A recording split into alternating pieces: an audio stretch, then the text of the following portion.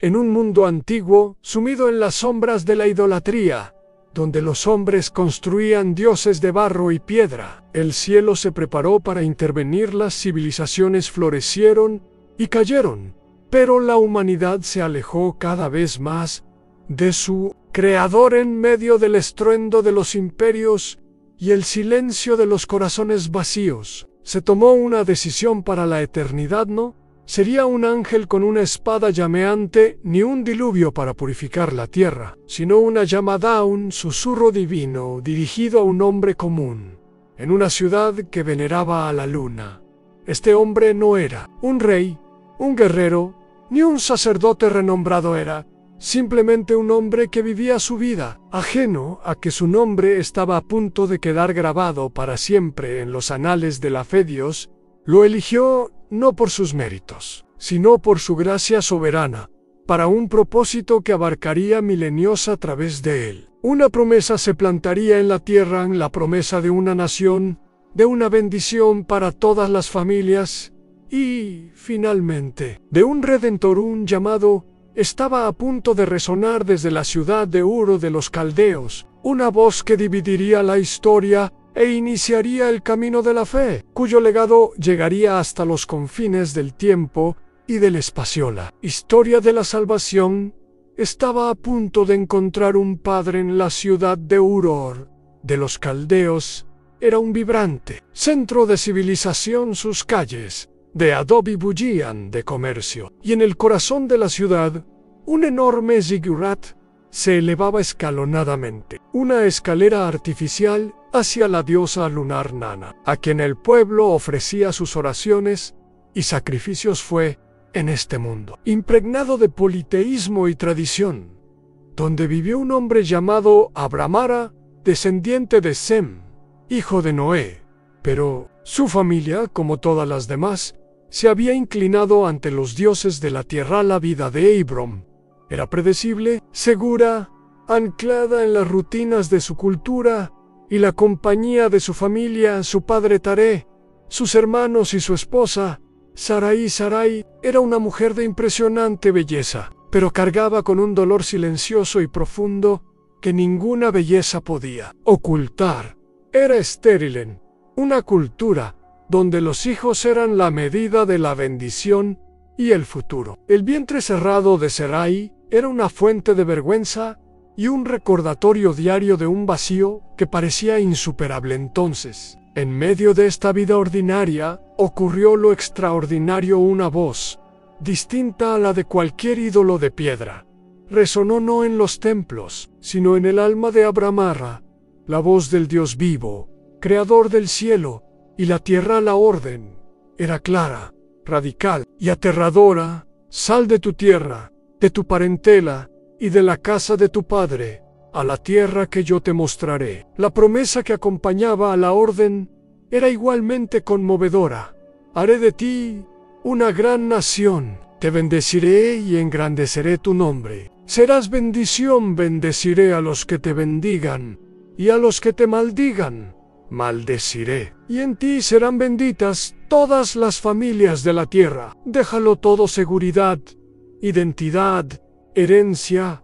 ¿A cambio de qué? Una promesa de un Dios invisible y una tierra desconocida. Exigía una fe que desafiaba toda lógica humana. Abraham, a sus 75 años, un anciano, decidió obedecer. Reunió a su esposa Sarai, a su sobrino Lot, a todas sus posesiones y sirvientes, y partió. Dejó atrás la ciudad de la luna para seguir al sol de justicia que acababa de nacer en su corazón. El viaje comenzó. Viajaron como nómadas, peregrinos en busca de una promesa. Cruzaron el desierto, enfrentaron la hambruna en Egipto y superaron conflictos en cada parada. Abram construyó un altar. Cada altar era una declaración de fe en medio de una tierra pagana, una señal de su confianza en el Dios que lo había llamado. Aún no tenía hijos, no poseía ni un solo centímetro de esa tierra, pero caminaba como si ya fuera el heredero de todo, sostenido solo por la voz que lo había guiado fuera de Ur. La fe de Abram se forjaba en el horno de la incertidumbre, y la mayor prueba estaba por venir. ¿Cómo podía el padre de una gran nación ser un hombre anciano, casado con una mujer estéril? Los años transcurrieron, marcados por el sol del desierto y el silencio en el vientre de Sarela. Promesa de una nación parecía cada vez más lejana. Un eco frágil ante la implacable realidad de la vejez. Una noche clara, bajo el cielo estrellado de Canaán, la angustia de Abram se desbordó en una conversación con Dios. «Oh Señor Dios, ¿qué me darás, ya que ando sin hijos? Y el mayor redomo de mi casa es este Damaseno Eliezer». El dolor en su voz era palpable. Su herencia, todo por lo que había trabajado, pasaría a un sirviente. La promesa pareció morir con él esa noche. La respuesta de Dios no llegó en un susurro, sino en una poderosa visión. «Este no será tu heredero», dijo la voz divina, «sino que el que nacerá de tu propio seno será tu heredero». Entonces Dios lo sacó de su tienda. La oscuridad era total, pero el cielo estaba salpicado de innumerables estrellas, brillando como diamantes sobre terciopelo negro. «Mira ahora al cielo», ordenó Dios, «y cuenta las estrellas, si puedes contarlas». Abram alzó el rostro, sus ojos casi centenarios, intentando comprender la inmensidad. «Así será tu descendencia», concluyó la voz en ese momento. Algo cambió en Abram ante la magnificencia del cosmos. La promesa se volvió más real que su propia esterilidad. No veía cómo, pero decidió creer en aquel que había prometido. La Biblia registra este momento con profunda sencillez: «Y creyó al Señor, y se lo contó por justicia». Su fe, no sus obras, lo hizo justo ante Dios. Para sellar esta promesa, Dios estableció un pacto solemne con él, un pacto de sangre. Abram preparó animales para el sacrificio, dividiéndolos por la mitad, según la antigua costumbre. Al caer la noche, un sueño profundo y un miedo terrible lo invadieron. Entonces vio una antorcha encendida y un horno humeante pasar. Entre las mitades de los animales era Dios mismo, en una representación simbólica, recorriendo el camino del sacrificio, jurando por sí mismo cumplir su parte del pacto. Incluso si Abram fallaba en esa visión, Dios reveló el futuro. A sus descendientes serían esclavizados en una tierra extraña durante 400 años, pero él los juzgaría y los traería de regreso a esa tierra con grandes riquezas. La promesa era segura, sellada por el juramento del Dios inmutable. Abram, el hombre sin hijos, era ahora portador de un pacto eterno, padre de una multitud que solo podía vislumbrar al mirar las estrellas la esperanza. Antes una brasa titilante, era ahora un fuego abrasador. En su alma habían pasado 10 años desde que Abram y Sarai llegaron a Canaán. 10 años escuchando el eco de la promesa de un hijo. Mientras el silencio en su tienda se hacía cada vez más ensordecedor, la fe de Abram era firme, pero la paciencia de Sarai se agotaba con cada luna nueva que no traía esperanza. El dolor de la infertilidad, sumado a la presión cultural, la llevó a tomar una decisión basada en la lógica humana. En lugar de la promesa divina, se acercó a Abram con un plan común en aquel entonces, pero que resultaría ser una fuente de profundo dolor. «Mira, el Señor me ha impedido tener hijos», dijo con la voz cargada de resignada tristeza. «Por favor, únete a mi sierva. Quizá pueda tener hijos con ella». La sierva era Agar, una egipcio para Sarai. Era una solución práctica, una forma de ayudar a Dios a cumplir la promesa que parecía tardar demasiado. Abram, en un momento de debilidad o quizás de compasión por el dolor de su esposa, accedió. Se acostó con Agar, y ella concibió en el momento en que Agar supo que estaba embarazada. La dinámica en la casa de Abram cambió drásticamente. El orgullo llenó el corazón de la sierva. Sus ojos, antes sumisos, ahora miraban a Sarai con desprecio. Ella era quien podía darle un hijo al patriarca. Ella era la fértil Elonor que Sarai había perdido. Agar ahora lo reclamaba. La solución de Sarai se convirtió en su tormento con amargura. Se quejó a Hebrón: mi agravio recaiga sobre ti. El conflicto estalló. Abram, tratando de eludir la responsabilidad, devolvió la autoridad a Sarai. Mira, tu sierva está en tus manos, haz con ella lo que bien te parezca. Sarai humilló y maltrató tanto a Agar, que la sierva embarazada huyó al desierto sola y desesperada. Agar se encontró con un ángel del Señor junto a un manantial.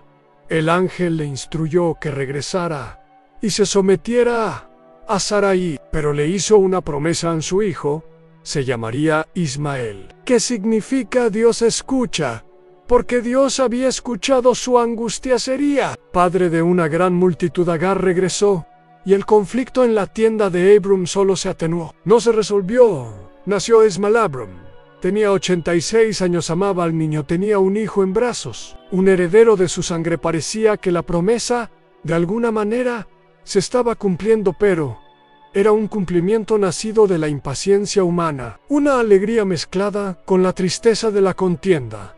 El intento de llevar a cabo el plan divino, con las herramientas de la lógica humana, había creado vida, pero también una herida que tardaría generaciones en sanar. Arao, hijo de la carne, había nacido, pero el hijo de la promesa aún era un periodo de espera.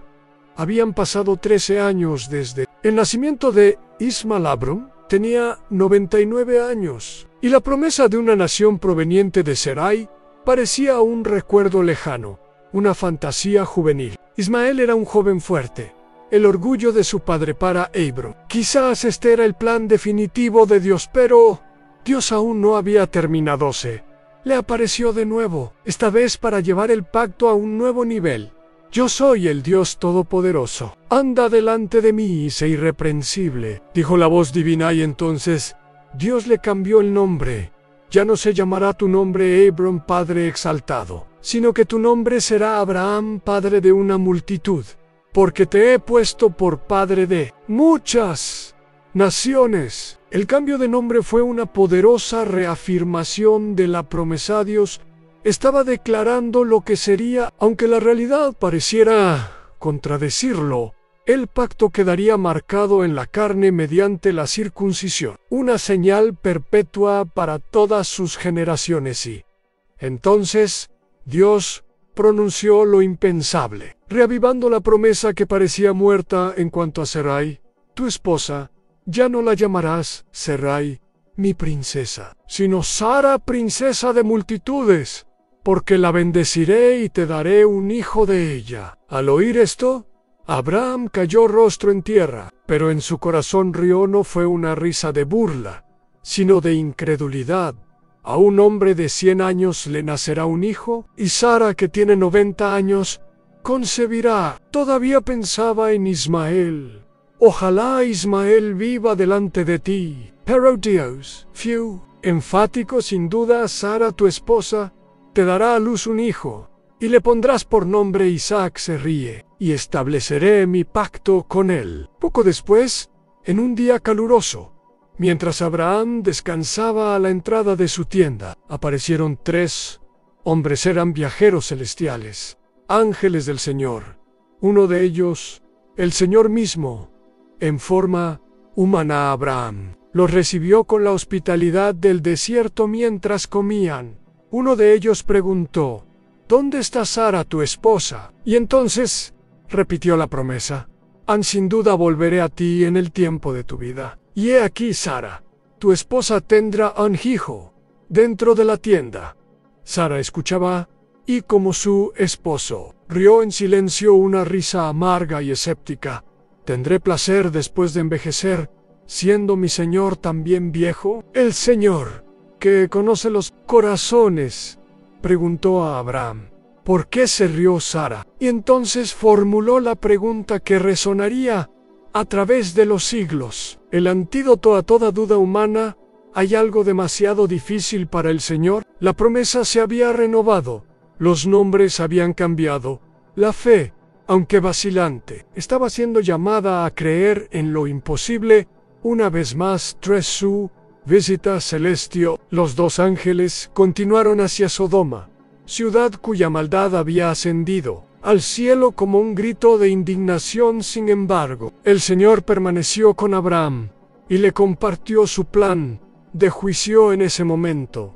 Abraham, el padre de la fe, reveló otra faceta de su carácter en la de un intercesor. Apasionado, su sobrino Lot vivía en Sodoma con su familia. El corazón de Abraham se dolía ante la idea de la destrucción inminente. Se acercó a Dios, no con exigencias, sino con una súplica humilde y audaz. ¿Destruirás al justo con el malvado?, preguntó. Quizás haya 50 justos dentro de la ciudad. ¿La destruirás y no perdonarás el lugar por amor a los 50 justos? Comenzó una negociación sagrada, un diálogo que reveló tanto la misericordia de Dios como el corazón compasivo de Abraham. Dios accedió a perdonar la ciudad por amor a los 50 justos, pero la inseguridad de Abraham lo impidió seguir adelante. ¿Qué pasa si faltan 5 de 50 justos? ¿Destruirás toda la ciudad por amor a 5? Dios asintió de nuevo con creciente reverencia. Abraham siguió reduciendo el número en 40, 30, 20. Cada vez Dios accedía pacientemente. Finalmente, con voz temblorosa, hizo su última súplica: que no se enoje el Señor si diré solo esto una vez más.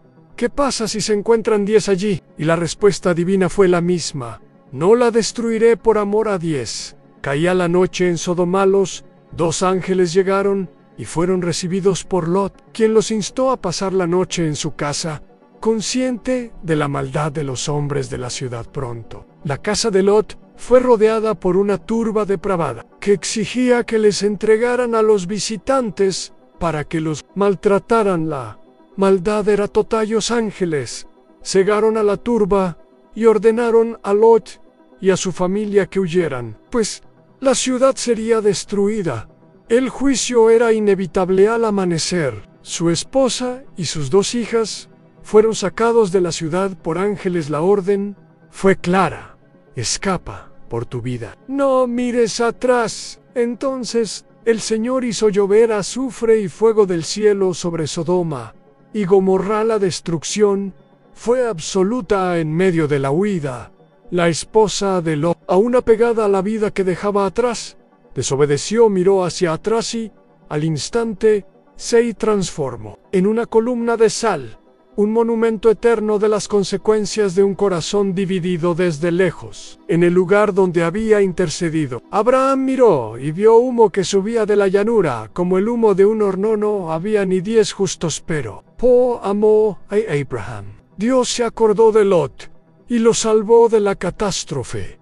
El momento de la promesa finalmente había llegado. Contra todas las leyes de la naturaleza, a pesar de su avanzada edad y la fragilidad de su cuerpo, Sara concibió la promesa hecha décadas atrás, que había sido motivo de dudas e incluso risas. Se hacía realidad en su vientre. La noticia debió de extenderse como un susurro de asombro entre los campamentos vecinos. La esposa del anciano patriarca, con 100 años de servicio, estaba embarazada. Era un milagro en proceso, la prueba viviente de que, en efecto, para Dios nada es imposible. Los meses de embarazo fueron, para Sara, meses de redescubrimiento de la fe y la alegría. Cada movimiento del bebé en su vientre era un recordatorio del poder y la fidelidad de Dios. La vergüenza de la esterilidad que la había acompañado durante toda su vida estaba siendo disipada por una ola de gracia divina. Abraham, a sus 100 años, observó la transformación de su esposa y sintió una esperanza latir como nunca antes. No solo esperaba un hijo, esperaba la encarnación de la alianza de Dios. Y entonces, en el momento preciso que Dios había señalado, nació el bebé. Era un niño sano, fuerte, un pequeño milagro que lloraba en los brazos de su anciana madre. Como Dios lo ordenó, lo llamaron Isaac, que significa risa. Pero esta no era la risa de incredulidad que antes resonaba en la tienda. Era la risa de una alegría pura y desbordante. Dios ha preparado la risa para mí, declaró Sara, y todo el que la oiga reirá conmigo la alegría. ¿Era conté yo si el nacimiento de Isaac? No fue solo un acontecimiento familiar, fue un acontecimiento redentor. Era el hijo de la promesa, el legítimo heredero del pacto, el vínculo que conectaría a Abraham con la nación que descendería de ella. Tienda, antes marcada por el silencio y la tristeza, ahora se llenaba del llanto de un bebé y la risa de sus padres. El milagro no era solo el nacimiento en sí, sino la demostración de que la palabra de Dios es soberana sobre las circunstancias humanas. La espera había sido larga, el viaje lleno de desvíos y dudas, pero la promesa se había cumplido plenamente. Abraham tenía en sus brazos la prueba viviente de que valía la pena confiar, esperar y obedecer. Isaac fue la risa de Dios resonando en el desierto, la semilla de la cual surgiría una nación y un día el Salvador del mundo. La alegría del nacimiento de Isaac sacó a la luz la tensión que se había estado gestando en la familia de Abraham el día que Isaac fue destetado. Abraham ofreció un gran banquete durante la celebración. Sara vio a Ismael, el hijo de Agar, burlándose de su hijo Isaac para Sara. Esto fue la gota que colmó el vaso. La antigua rivalidad, el desprecio del sirviente y el temor por el futuro de su propio hijo estallaron en una exigencia dura e inflexible. Se dirigió a Abraham y le declaró: «Echa fuera a esta sierva y a su hijo, porque el hijo de esta sierva no heredará con mi hijo Isaac». La petición le rompió el corazón a Abraham. Ismael también era su hijo, lo amabalo. Había visto crecer durante más de una década. La idea de expulsarlo al desierto era una tortura. Se encontraba en un terrible dilema, dividido entre el amor por su esposa y el amor por su primogénito. Angustiado, Abraham buscó a Dios. La respuesta divina fue sorprendente y dolorosa.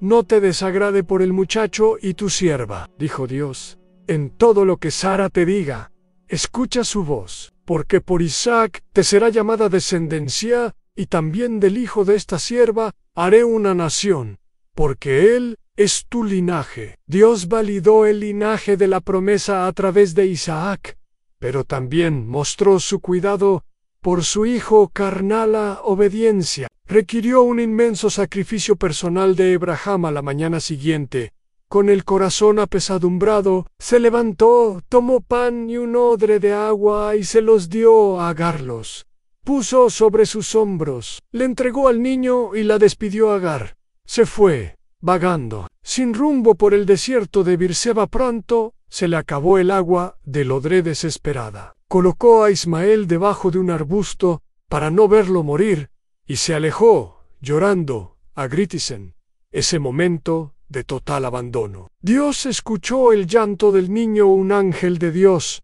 llamó a Agar desde el cielo. «¿Qué te pasa, Agar? No temas, porque Dios ha oído la voz del niño». El ángel le abrió los ojos y vio un pozo de agua. Agar llenó el odre y le dio de beber a Ismael. Dios estaba con el niño. Fantasía juvenil. Creció en el desierto, se convirtió en arquero y dio origen a una gran nación, tal como se le había prometido a Abraham.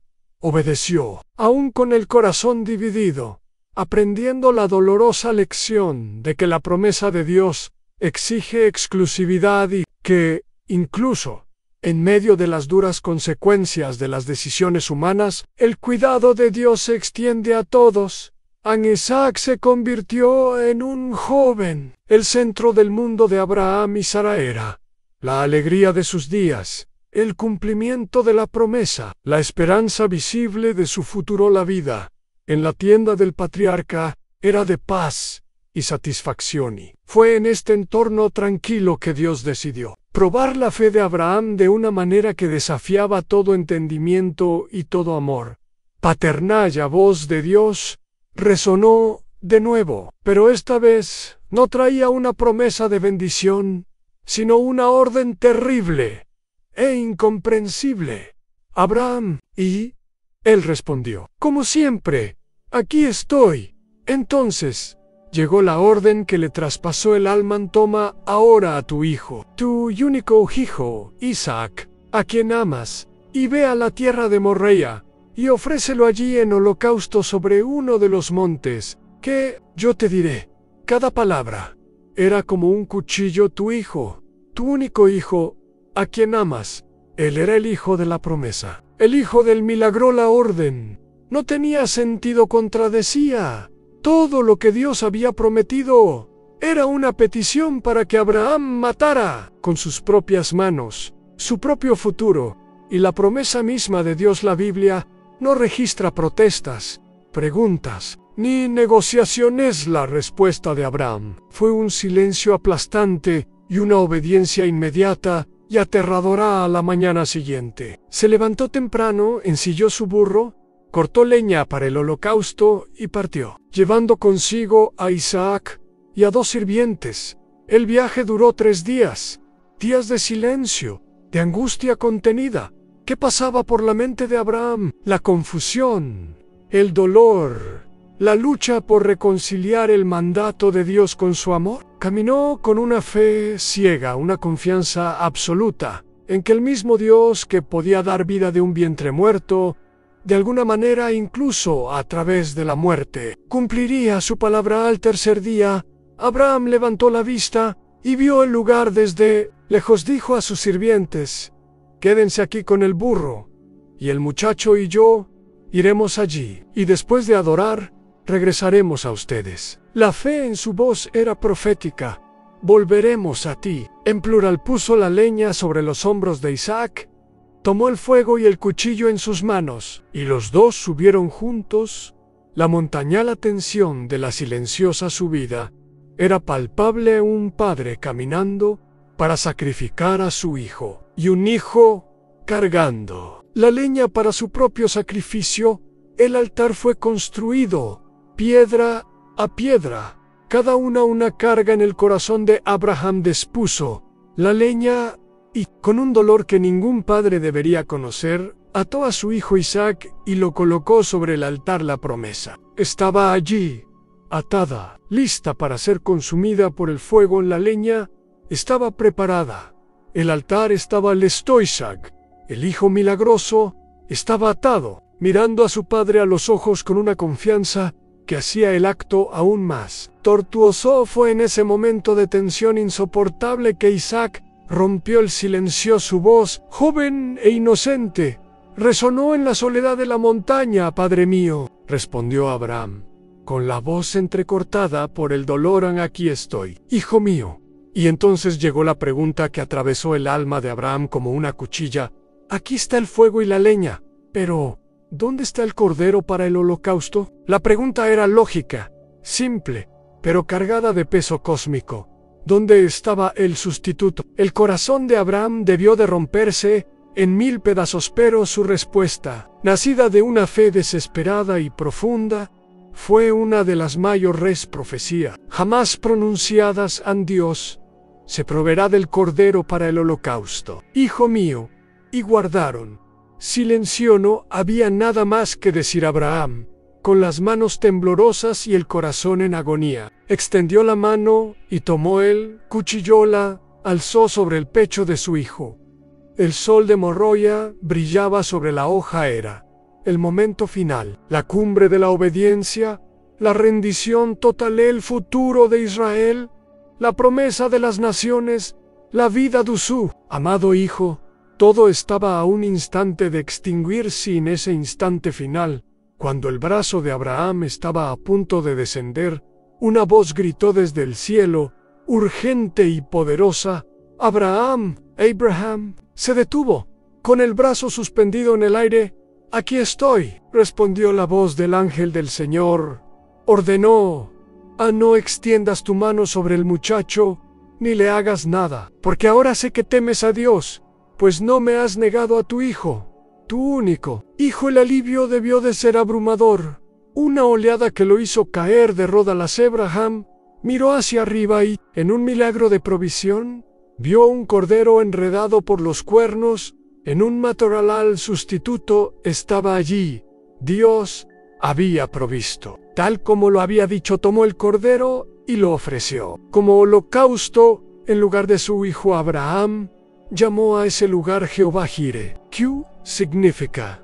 El Señor proveerá. La fe de Abraham había sido puesta a prueba hasta el límite y se había demostrado que era genuina. En el sonido del cuchillo al caer al suelo rocoso, fue reemplazado por la poderosa voz del ángel del Señor, quien llamó a Abraham por segunda vez desde el cielo. La prueba había terminado. Y ahora llegaba la confirmación, el pacto, previamente sellado con la promesa y la sangre de animales. Ahora estaba cimentado por la obediencia incondicional de Abraham. La voz divina resonó en el monte Moriah con renovada fuerza. Por mí mismo he jurado, declara el Señor, por cuanto has obrado así y no me has negado a tu hijo, tu único hijo, que bendeciéndote te bendeciré, y multiplicando, multiplicaré tu descendencia como las estrellas del cielo y como la arena del mar, y tu descendencia poseerá las puertas de sus enemigos. La promesa no era nueva, pero sí lo era su intensidad. Dios juró por sí mismo. La mayo era garantía posible. La bendición ya no era condicional. Era un decreto eterno. La descendencia de Abraham no solo sería numerosa, sino también victoriosa. Entonces llegó el clímax de la promesa, su propósito final. Y en tu descendencia serán benditas todas las naciones de la tierra, por cuanto obedeciste a mi voz. En ese altar, el sacrificio de Isaac se vio obstaculizado, pero señaló un sacrificio futuro, el de un descendiente de Abraham, que sería una bendición para todas las naciones. Ese momento definió el curso de la historia redentora. Abraham desató a Isaac. Padre e hijo descendieron juntos de la montaña, en un silencio que ya no era de tensión, sino de asombro y gratitud. Su relación se había transformado para siempre. Isaac ahora conocía la profundidad de la fe de su padre, y Abraham conocía la profundidad de la provisión de su Dios. Regresaron con los sirvientes que los esperaban, y la profecía de Abraham se cumplió. Volveremos a ti. El viaje a casa fue diferente.